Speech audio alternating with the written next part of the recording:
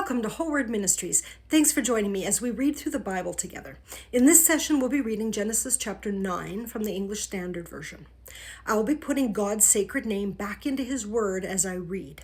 Anywhere that you see either Lord or God in all caps, that's where God's sacred name belongs, but the translators have removed His name from His Word. For more information on His name, please read or watch our study, Who is Yahweh Elohim? I'll link it in the video description. Now it's time to grab your Bible if you have one and follow along. Genesis 9 verse 1.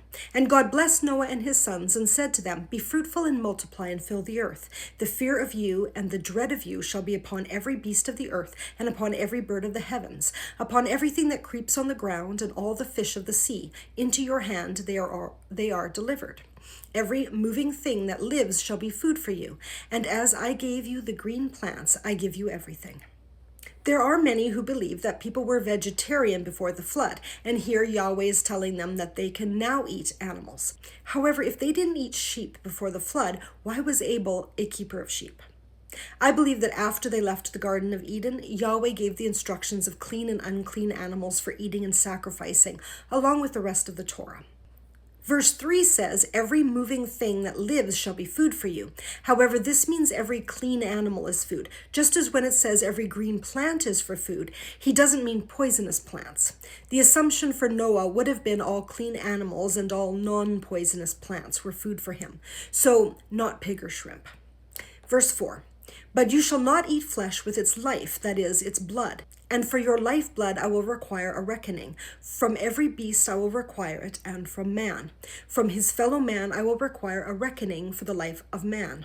Whoever sheds the blood of man, by man shall his blood be shed. For God made man in his own image. These commandments are from the Torah, the law. Again, further evidence that the law has been in place since the beginning and wasn't new with Moses. Verse 7. And you, be fruitful and multiply, increase greatly on the earth, and multiply in it.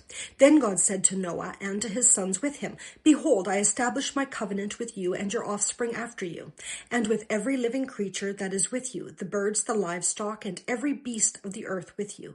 As many as come out of the ark, it is for every beast of the earth. I establish my covenant with you, that never again shall all flesh be cut off by the waters of the flood, and never again shall there be a flood to destroy the earth.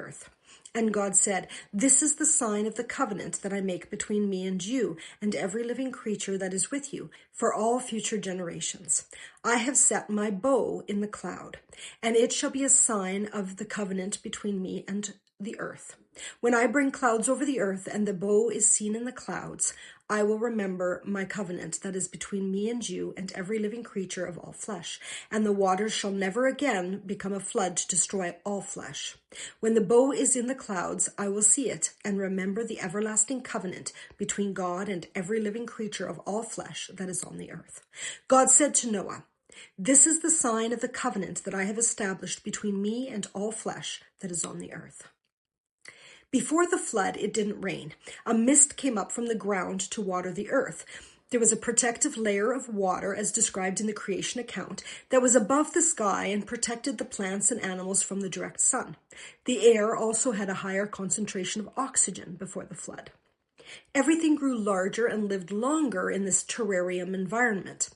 The flood was this water collapsing over the earth, which is why plants, animals, and people had shorter lives post-flood. Reptiles continue growing their entire lives. Imagine how large a 1,000-year-old reptile would be.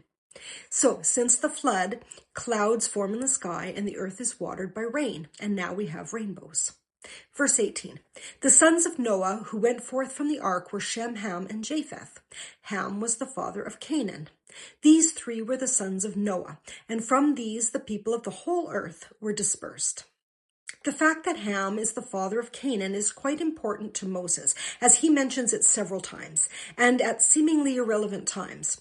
We're about to find out why. Verse 20, Noah began to be a man of the soil, and he planted a vineyard. He drank of the wine and became drunk, and lay uncovered in his tent. And Ham, the father of Canaan, saw the nakedness of his father, and told his two brothers outside.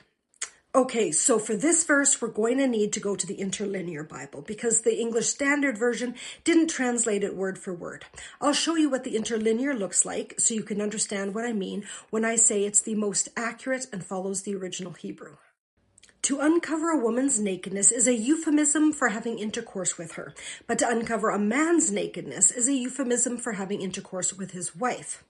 Now, Genesis 9, verse 21 to 22 should read, "And he drank from the wine and was drunk, and he uncovered his nakedness in his tent. And Ham, the father of Canaan, saw the nakedness of his father, and he told his two brothers outside." Now compare that to Leviticus 18, verse 8. "You shall not uncover the nakedness of your father's wife. It is the nakedness of your father." So Ham had intercourse with his father's wife, who likely wasn't his biological mother. She, who apparently shall remain nameless, became pregnant and had Ham's son, who is named Canaan. Verse 23, "Then Shem and Japheth took a garment, laid it on both of their shoulders, and walked backward and covered the nakedness of their father. Their faces were turned backward, and they did not see their father's nakedness. When Noah awoke from his wine and knew what his youngest son had done to him, he said, 'Cursed be Canaan, a servant of servants shall he be to his brothers.'" And now we understand why Canaan is cursed, because he is the product of the sinful actions of Ham and Noah's wife. Verse 26, "He also said, 'Blessed be Yahweh, the God of Shem, and let Canaan be his servant.